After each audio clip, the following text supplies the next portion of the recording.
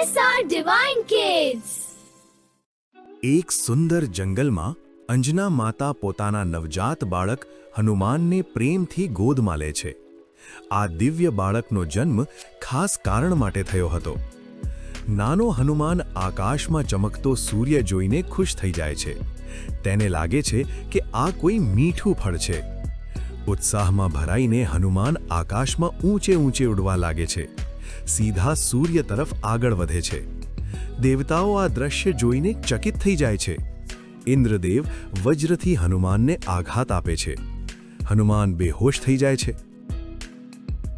વાયુદેવ ગુસ્સે થઈને આખી દુનિયામાં પવન રોકી દે છે.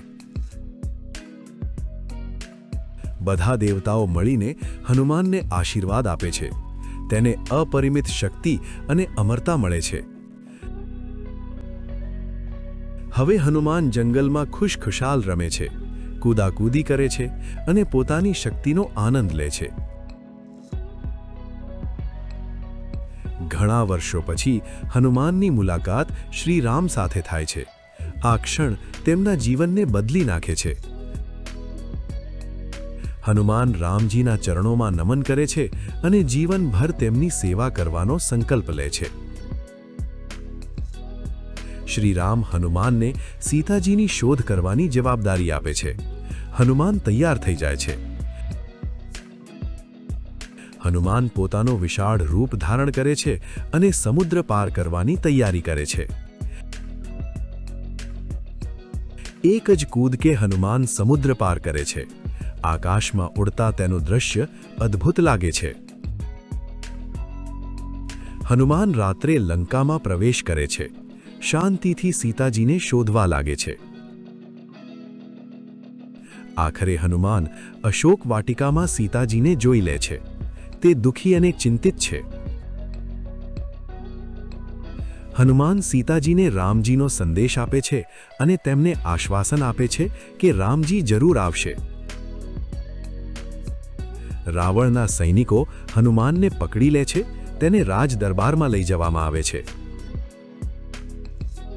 રાવણના આદેશથી હનુમાનની પૂંછડીમાં આગ લગાવવામાં આવે છે. હનુમાન આ આગનો ઉપયોગ કરીને આખી લંકાને જળાવી નાખે છે. બધું અગ્નિમાં ફેરવાઈ જાય છે. પછી હનુમાન પાછા જઈને રામજીને સીતાજીની ખબર આપે છે. બધાને ખુશી થાય છે. હવે રામ અને રાવણ વચ્ચે ભયંકર યુદ્ધ શરૂ થાય છે. સમગ્ર મેદાન ગરજી ઉઠે છે. યુદ્ધ દરમિયાન લક્ષ્મણ ગંભીર રીતે ઘાયલ થઈ જાય છે. બધા ચિંતિત થઈ જાય છે. હનુમાન સંજીવની બુટ્ટી લેવા હિમાલય તરફ ઝડપથી ઉડી જાય છે. યોગ્ય ઔષધિ ઓળખી ન શકતા હનુમાન આખો પર્વત જ ઉચકી લે છે. હનુમાન પર્વત લઈને યુદ્ધભૂમિ પર પાછા આવે છે. આશાનો કિરણ ફરી પ્રગટે છે. સંજીવની બુટ્ટીથી લક્ષ્મણ ફરી જીવતા થઈ જાય છે. બધા આનંદિત થઈ જાય છે. યુદ્ધ પૂર્ણ થયા બાદ રામજી હનુમાનને આશીર્વાદ આપે છે. હનુમાન પોતાના હૃદય ખોલીને બતાવે છે કે તેમાં રામ અને સીતાજી વસે છે. હનુમાન શાંતિથી બેસીને રામ નામનો જાપ કરે છે. તેનું મન ભક્તિથી ભરેલું છે. હનુમાન આજે પણ તેમના ભક્તોને આશીર્વાદ આપે છે અને દરેકના દુઃખ દૂર કરે છે. આજે પણ જ્યાં જય શ્રી રામ બોલાય છે ત્યાં હનુમાનજી હાજર હોય છે, ભક્તોની રક્ષા કરે છે.